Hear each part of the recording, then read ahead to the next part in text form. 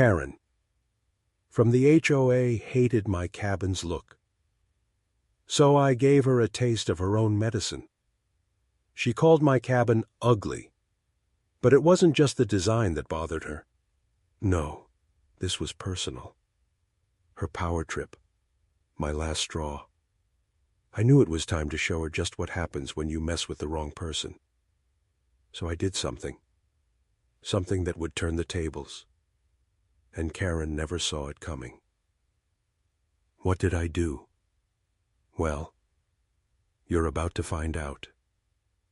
Hey everyone, welcome back to HOA Unit. I'm your host, Mark, and I'm here with another wild HOA story. I live in your city, a place that's supposed to be quiet and peaceful. But trust me, things are never that simple in a neighborhood ruled by Karen and her HOA cronies. I'm not just a homeowner. I've had my fair share of run-ins with the so-called neighborhood protectors. So buckle up, because this story is about to take you on a ride you won't forget. It all started when Karen, the HOA president, decided my cabin was, well, ugly. She wasn't shy about it. She wasn't even polite about it. One morning I found a letter in my mailbox with a nice little note from her. The letter said my cabin did not meet the aesthetic standards of the neighborhood, as if it was her job to decide what was beautiful and what wasn't. The worst part? She didn't even have the decency to sign it herself. It was a typed letter, professionally printed. Like she had been planning this for a while. I stood there holding that letter, reading it over and over. How dare she? This was my home, my little piece of peace. And she was calling it ugly? No, I wasn't going to let her get away with this. It wasn't just about the cabin anymore. It was about respect. She had crossed a line. I walked back inside and slammed the door behind me. This wasn't just some petty complaint. This was an attack. I knew that Karen had been looking for any excuse to control people in this neighborhood. She always had this fake smile plastered on her face. But her eyes were cold, calculating. And I wasn't the only one who had felt her wrath. There were whispers, rumors about her. How she had gotten other neighbors to sell their homes because of the rules they didn't follow. How she had run one poor guy out of town just because his lawn wasn't the right shade of green. But no one had ever stood up to her. Not until now. I knew what was coming. More letters, more fines. But I wasn't going to play her game. I didn't care about her precious HOA rules. This was my home, and she had no right to tell me how it should look. I decided to confront her. I didn't even wait for her to knock on my door. I walked straight over to her house. It wasn't far, just down the street, at the corner of the cul-de-sac. Her house always looked too perfect, like something out of a catalog. The yard was pristine, the windows spotless, but I could see it in her eyes when she opened the door. She was waiting for me. "Karen," I said, keeping my voice calm, though I was far from it. She stepped aside, motioning for me to come in. Her house was just as cold and sterile as I imagined. Nothing personal, nothing real, just beige walls and generic furniture, like she had no life outside of her little HOA world. "You got my letter, I see," she said, her voice smooth. I could tell she was enjoying this. She was used to having power, but she didn't know who she was dealing with. "I did," I replied, "and I want to know what gives you the right to call my home ugly." Her smile didn't waver. "Oh, I'm just trying to keep the neighborhood in check," she said, her tone all sugar. But I could see it behind her eyes. She wasn't keeping anything in sea. Heck, she was controlling, and I wasn't going to let her. "Karen," I said, stepping closer, "I've lived here for years, and my cabin is as much a part of this neighborhood as your perfect house. If you've got a problem with it, that's on you, but it's not going to change." She didn't flinch, but I saw her jaw tighten. She wasn't used to being spoken to like this. She had been used to intimidating people into submission, but not me. Not this time. She stared at me for a moment, probably calculating her next move, but I wasn't going to give her the chance to play her games. I turned around and walked back to the door. Before I left, I looked back at her. Her eyes burned with anger, but I didn't care. I had made my point. Now it was her turn.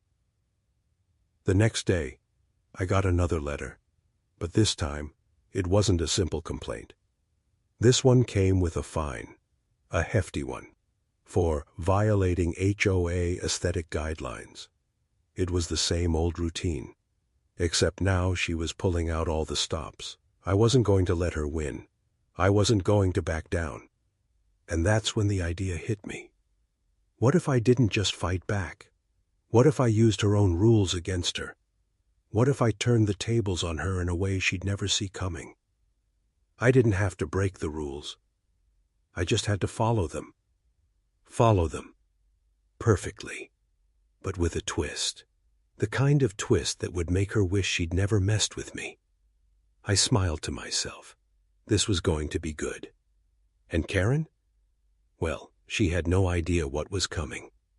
So tell me, folks, how would you handle it if the HOA president tried to take down your home for being ugly?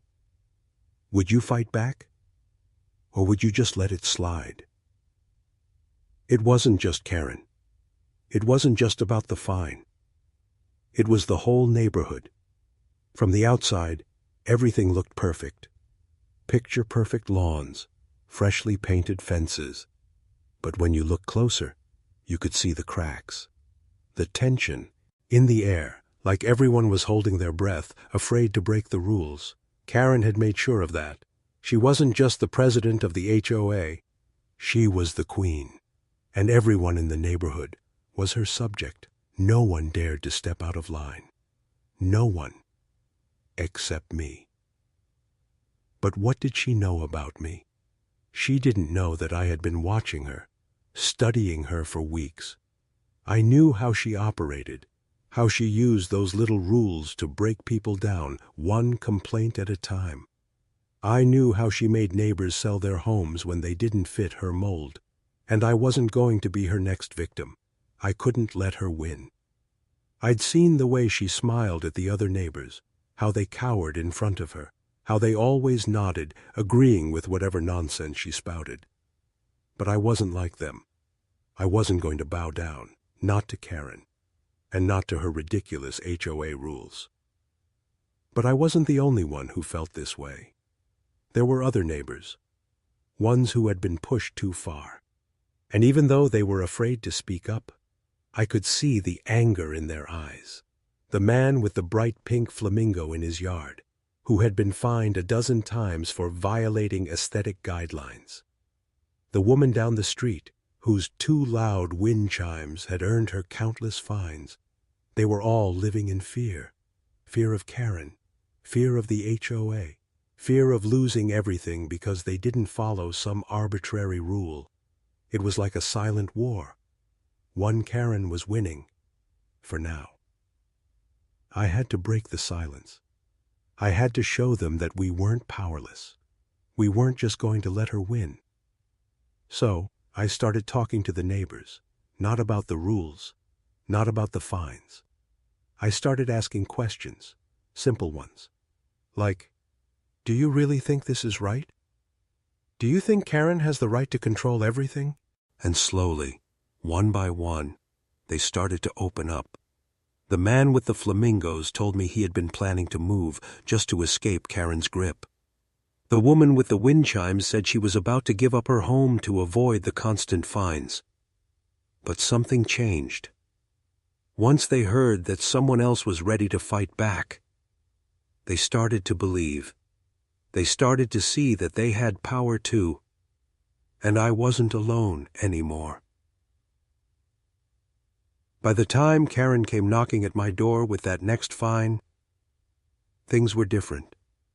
This time, I wasn't intimidated. I wasn't going to take it lying down. I had an army now. An army of homeowners who were just as fed up as I was. They were ready to fight, in their own way. Karen, I said, as she stood there on my porch, holding the paper with her fake smile. "You're wasting your time." Her smile faltered for just a second, but then she put it back on. "You really think this is over?" she asked, trying to sound confident. But I could hear the doubt in her voice. She didn't know what was coming. I wasn't just fighting for my cabin anymore. I was fighting for everyone who had been crushed under her thumb. I grabbed the paper from her hand, tearing it in half. "Do what you want," I said. "But we're done being your puppets." Her face went pale. She tried to argue, but I wasn't listening. I had made my decision, and I was about to make sure she knew who she was really up against. But first, I had one thing to do. The next day, I went to the HOA office. It was a small building at the end of the block, but it was Karen's domain, her throne.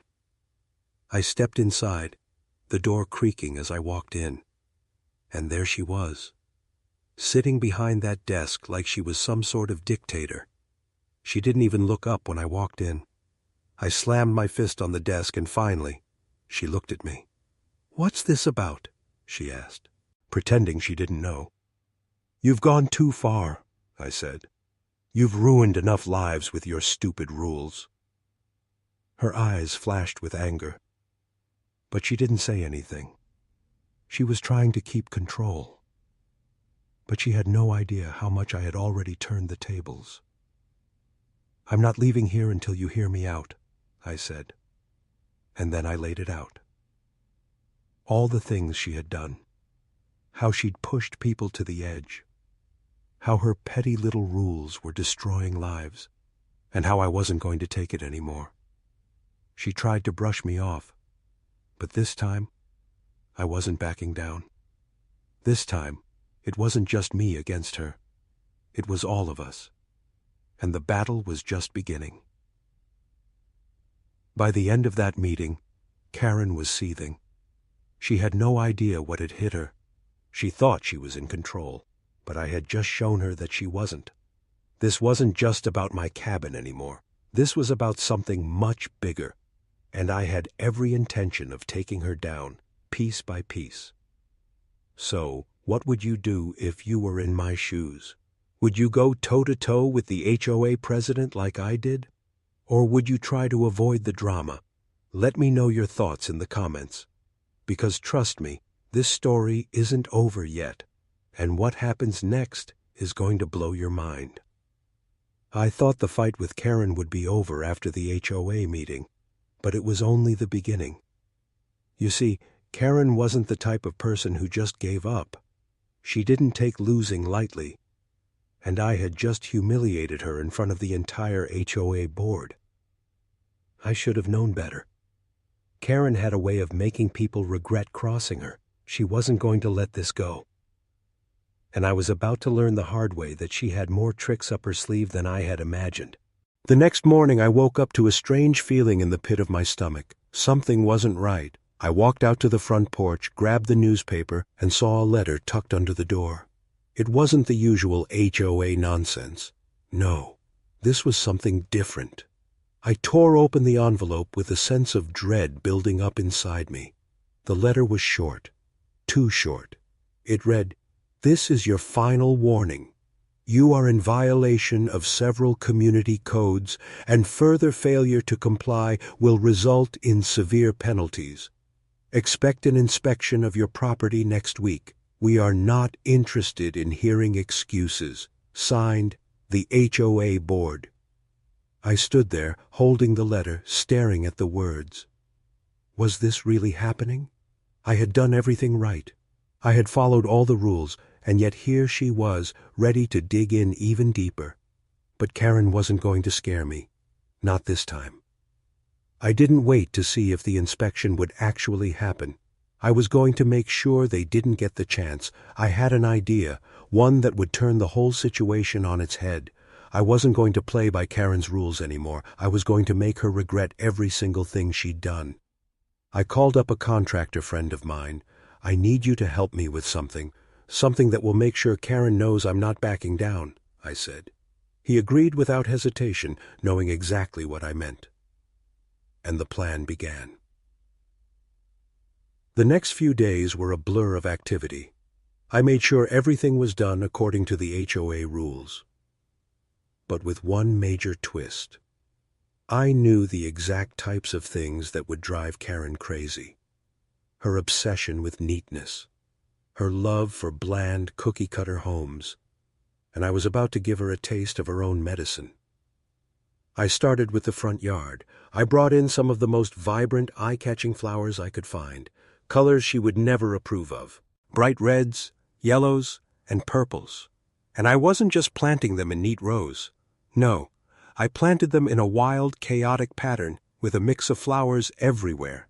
Each one stood out on its own, like a slap in the face to her boring, uniform garden. Then came the decorations. I put up a few things in the yard that were, well, non-traditional to say the least. A brightly colored lawn chair with a huge flamingo decoration in the middle, a small garden gnome, wearing sunglasses and holding a cocktail. I could already picture Karen's face when she saw it. But I wasn't done yet. I had one more thing to do. I needed to make sure the HOA board knew I wasn't afraid of them. I started documenting everything. I took photos of the work, showing how it all adhered to the rules while still breaking every one of Karen's unspoken preferences. I even wrote a letter to the HOA outlining my compliance with every rule they had. But I made sure to include my own little twist in that letter too. It was subtle, but it was there. Every sentence dripped with irony, and I knew Karen would see right through it. When the day of the inspection arrived, I stood outside, waiting for them to show up.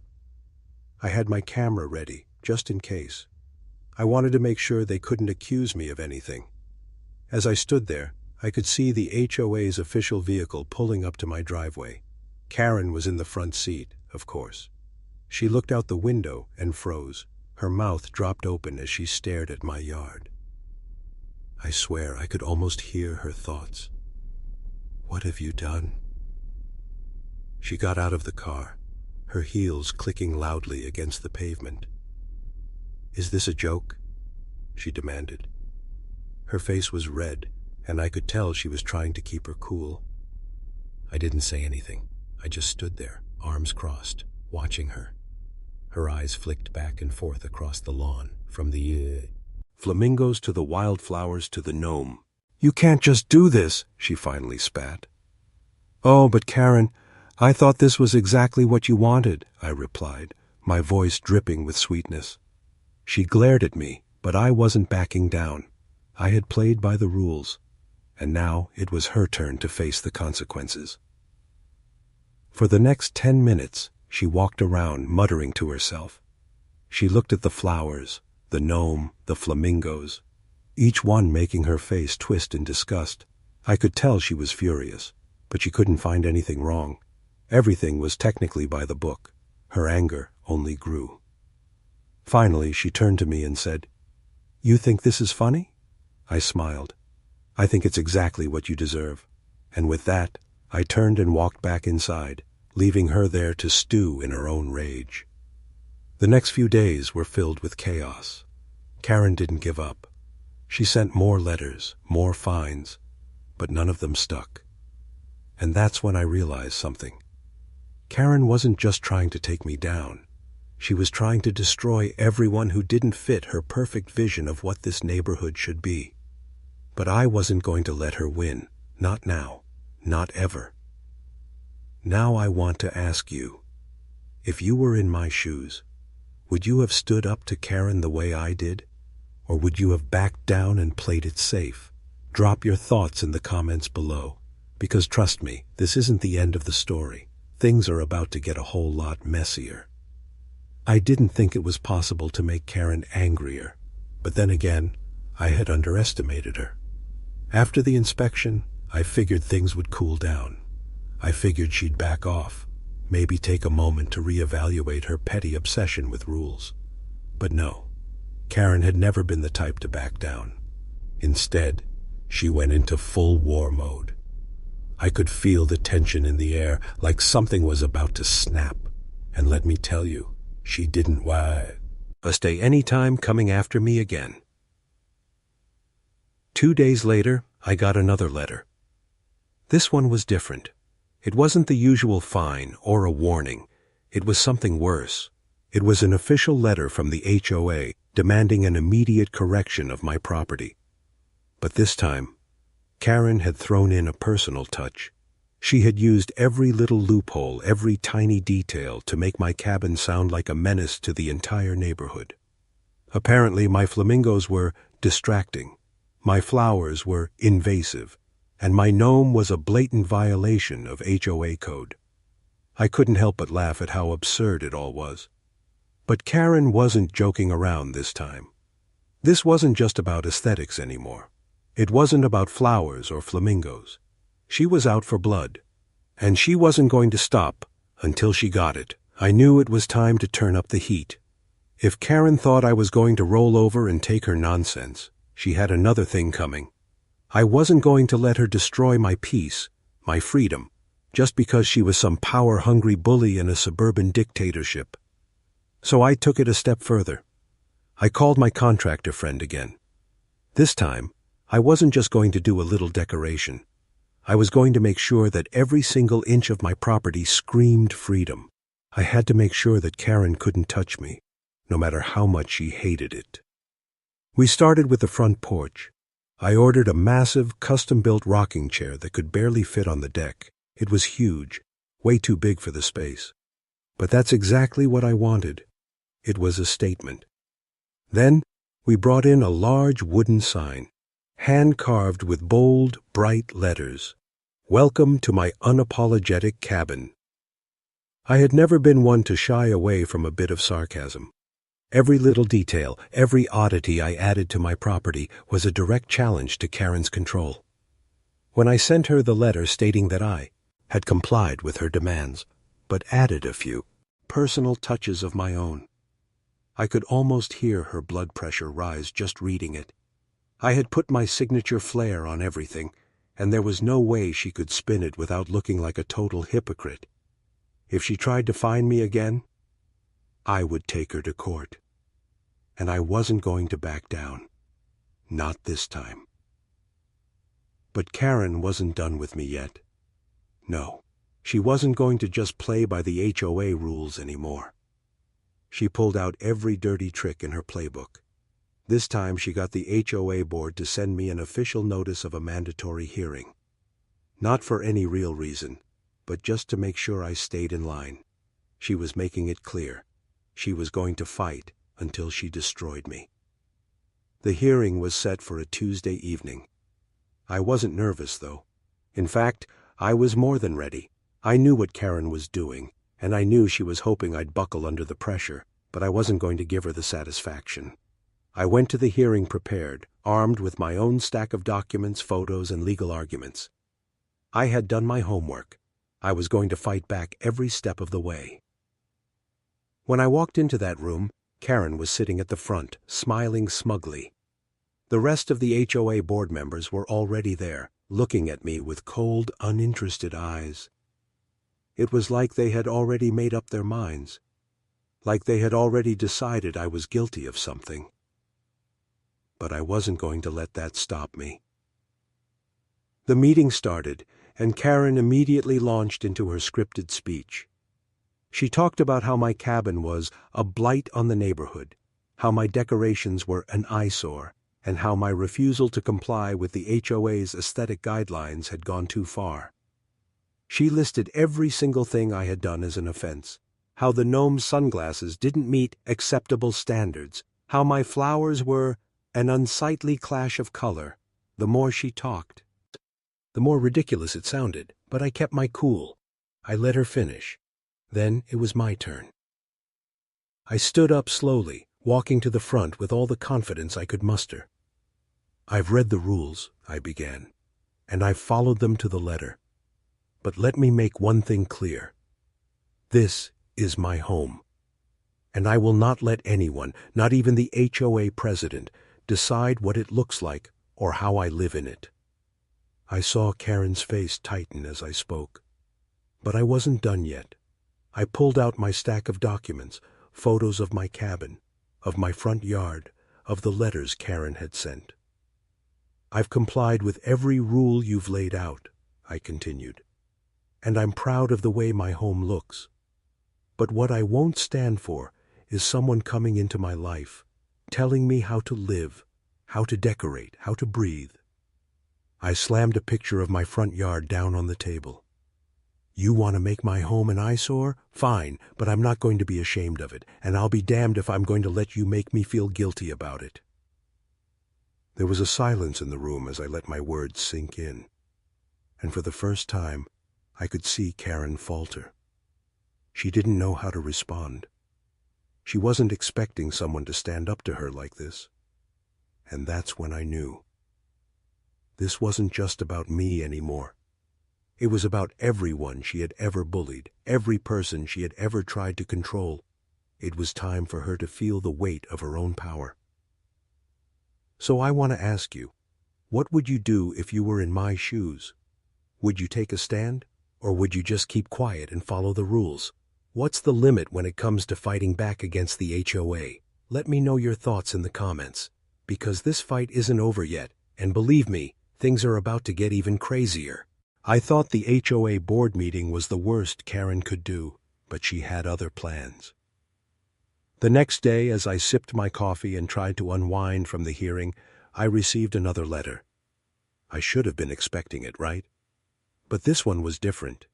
It wasn't a typical fine or another hollow threat. This time, it was a legal document. A lawsuit. I stared at the envelope, feeling my stomach drop. Karen had done it. She had escalated the game to a level I never saw coming. She was suing me for, wait for it, violating HOA regulations, claiming my property was a blight and that it was affecting property values. The audacity, the sheer nerve of it.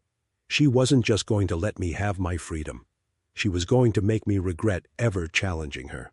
I wasn't worried, though. I knew that the lawsuit was just her way of trying to force me back into submission. And I wasn't about to let that happen. But this time, I wasn't going to play her game. I had learned from all the moves she made. I knew how she operated. So, I decided to do something different. Something that would turn her own rules against her. I spent the next few days studying the HOA bylaws. I read every single word, every clause, every paragraph. And guess what? I found it. I found the loophole that would change everything. Karen had always been so focused on controlling everyone else. She had never bothered to check if her precious rules were even enforceable. I made a call to my lawyer friend, someone who had been a bit hesitant to get involved at first, but now, seeing the full picture, he was on my side.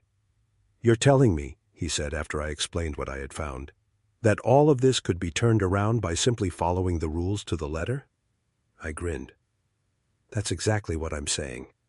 And I plan on doing just that." He chuckled, knowing how much I had. He'd been pushed into a corner. "All right, I'll help you draw up a plan. This could get interesting." And that was all I needed to hear. The next step was simple. I wasn't going to fight Karen with more complaints, or lawsuits, or petty revenge. I was going to beat her, with the thing she loved the most, the rules. But here's the twist. I was going to comply with every single rule, but I would do it in such a way that she wouldn't be able to touch me. I would follow every regulation to the letter, but with such precision that it would make her life a living nightmare. I began by filing a detailed list of my adjustments for the neighborhood. I made sure to include all the things Karen hated the most, things like the lawn flamingos, the garden gnome, and the bright colors. But this time, I was complying with every inch of the law. No exaggerations, no extra touches, just straight-up compliance, with a twist. I took my decorations and turned them into a meticulously organized display. I made sure that every piece of furniture was in exact compliance with the HOA's guidelines, and then some. I added new elements too, like a full-scale windmill on my front lawn, positioned at exactly the angle specified in the bylaws. If she thought she could stop me with her rules, she hadn't seen anything yet. I made sure everything I did was within her accepted guidelines. My mailbox was at the exact height specified. My trees were trimmed to the perfect height. I even planted a row of bushes in a pattern that adhered to the HOA's approved landscaping look. I was no longer breaking any rules. I was following them perfectly. Karen would have been pleased if she wasn't so busy trying to find a way to trap me. I sent a follow-up letter to the HOA board, telling them how I had followed every rule and guideline they had laid out for me, and I added a little note at the end. Feel free to inspect any time. I look forward to your feedback on my perfect compliance with the rules. Enjoy the windmill. Oh, how I couldn't wait to see her face when she read that. Sure enough, the next week I got the response I had been waiting for. The HOA board was furious. They couldn't find a single thing to accuse me of. Everything was by the book.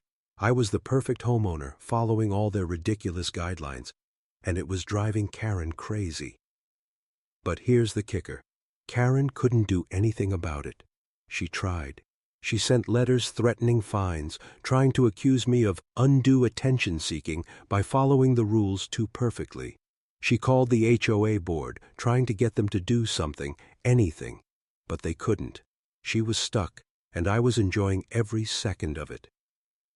At the next HOA meeting, I showed up with a box full of my compliance paperwork.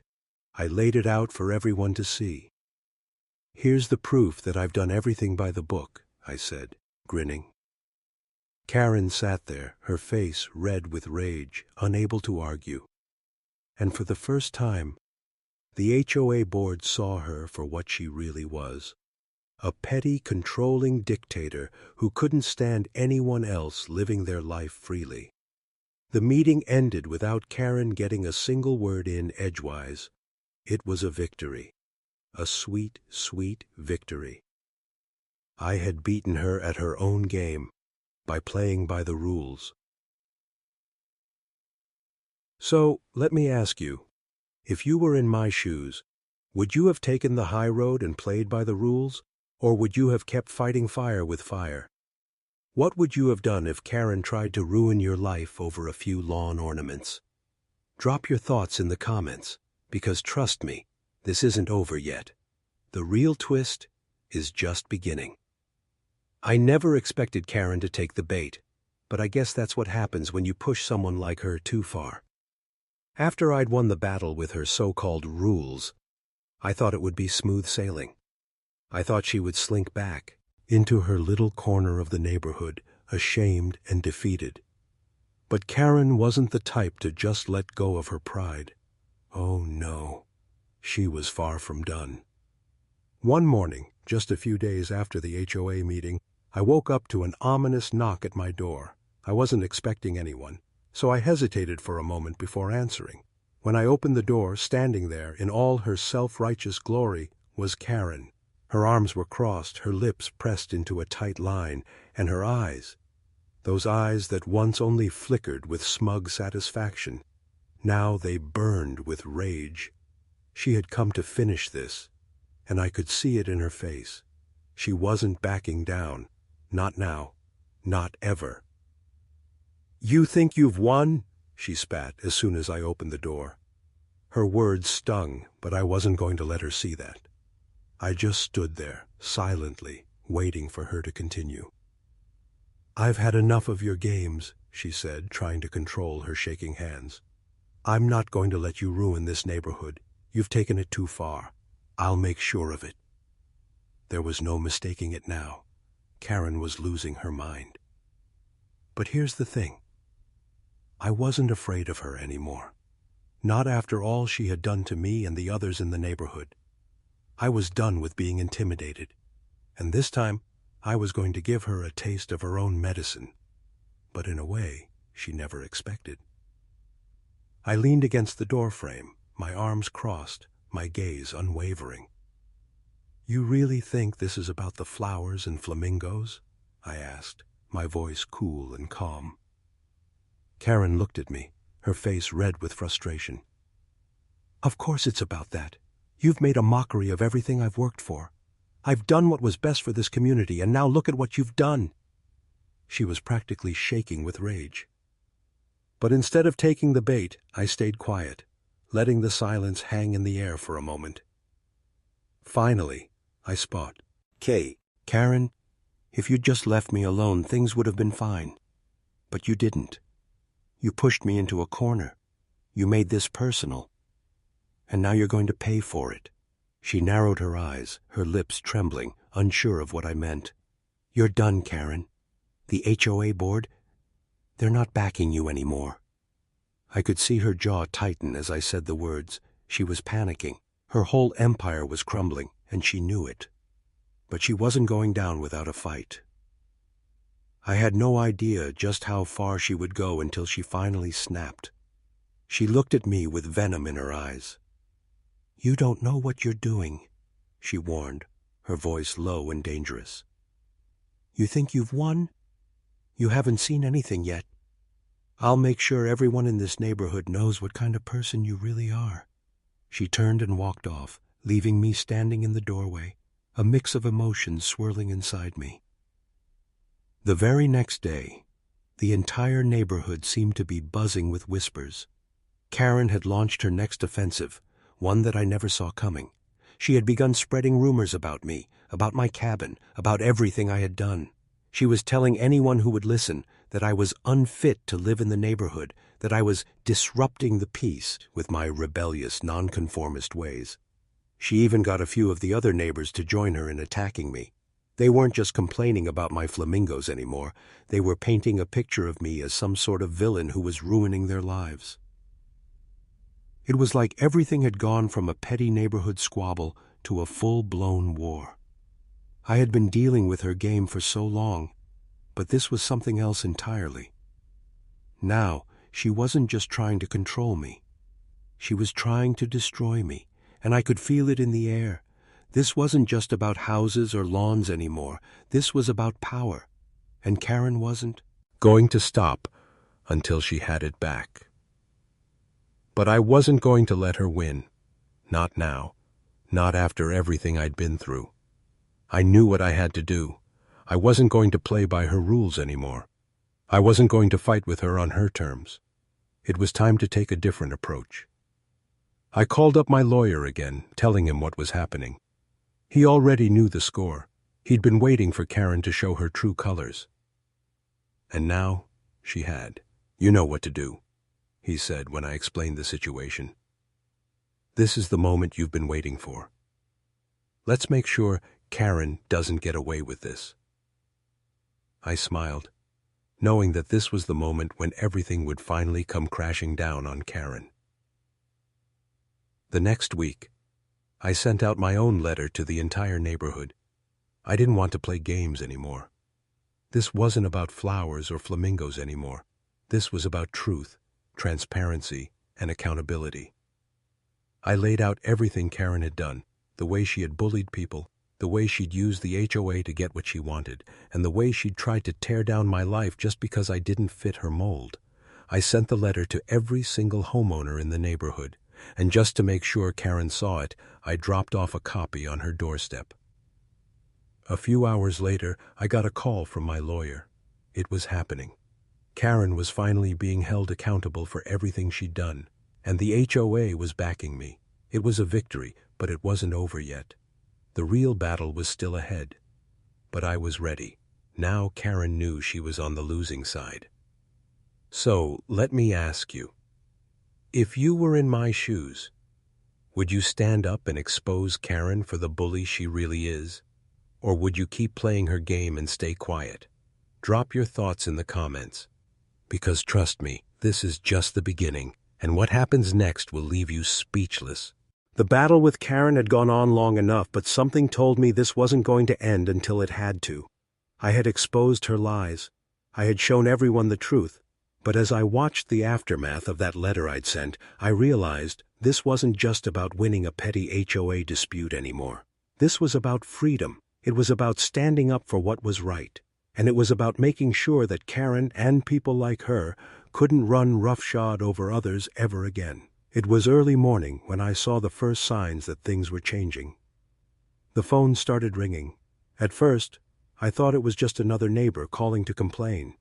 But it wasn't. It was the first sign that my strategy had worked. One by one, the calls came in. Neighbors who had once been afraid of Karen, people who had been too scared to speak out, were now thanking me. They had seen the truth in that letter. They knew that Karen was no longer the untouchable ruler she had once been, and they weren't going to let her control their lives anymore. I watched as the tide slowly turned. The same neighbors who had once whispered behind closed doors were now standing up to Karen. They started challenging her at the HOA meetings. They refused to cower anymore. And it wasn't just a small victory. It was a community-wide one. The neighborhood had finally broken free from Karen's grip. Then came the final blow. I was sitting on my porch, sipping my morning coffee, when I heard a familiar sound. Car tires pulling into the driveway. I looked up, and there it was, the HOA van. But this time, it wasn't just Karen. This time, she wasn't walking in like the queen she once was. She was with the board. And from the way they were walking, I knew something had changed. They approached my door, Karen leading the way. But something was different. Her usual smug look had been replaced by something else. Fear, maybe?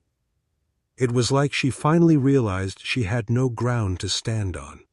The others behind her were silent, but there was an unease in the air. They knew it too. Karen knocked on the door. This time I opened it, but I didn't give her the satisfaction of an immediate response. I waited for her to speak first. She did. "All right," she began, her voice colder than I had ever heard it. "We're here to resolve this, once and for all." She sounded so much smaller now, so much weaker.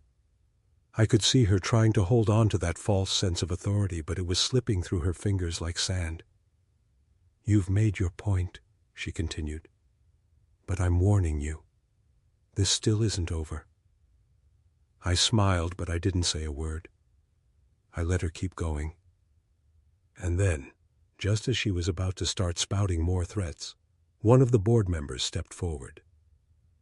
"We're here to announce that the HOA has made a decision," he said, his tone surprisingly calm. Everyone turned to look at him. Karen's face was twisted in frustration, but there was nothing she could do now. The board member cleared his throat. "The board has reviewed the situation, and after careful consideration, we've decided to remove Karen from her position as HOA president." The words hit harder than I expected. Karen's face turned pale. Her eyes widened, and for the first time in a long time, she looked truly defeated. The board member continued, "The actions you've taken over the past months, bullying homeowners, threatening fines without cause, these are unacceptable. You've abused your position, and it's time for a change." The board members behind him nodded in agreement. Karen opened her mouth, but no words came out. She looked like a deer caught in headlights. This wasn't just a win for me. It wasn't just about my cabin or the flamingos. It was about every person who had ever been afraid to speak up against Karen's tyranny. And now, Karen's empire was crumbling before her eyes. I could hardly contain my satisfaction as I watched her try to regain control. But there was no way out. The board members escorted her off the property, leaving her standing there on the front lawn like a defeated queen. And as they drove off, I couldn't help but smile. This wasn't just a victory. It was justice. The next few days were surreal. The neighborhood seemed to breathe easier. It was as if the weight of Karen's control had lifted, and people began to actually enjoy living in the neighborhood again. There were more smiles, more conversations on the streets, and it felt like the community had finally regained its voice. I never did take down the flamingos. I didn't have to, because by then, they were no longer a symbol of rebellion. They were a symbol of freedom. But the best part? Karen's fall wasn't the end of the story. It was the beginning of something much bigger. The neighborhood had finally learned that they didn't have to live in fear. They had reclaimed their power. So, let me ask you, if you were in my shoes, would you have played it safe, or would you have fought back and turned the tables like I did? Do you think you could have taken down someone like Karen without breaking a single rule? Drop your thoughts in the comments, because believe me, this fight wasn't just about a neighborhood. It was about showing everyone what happens when you stand up to those who abuse their power.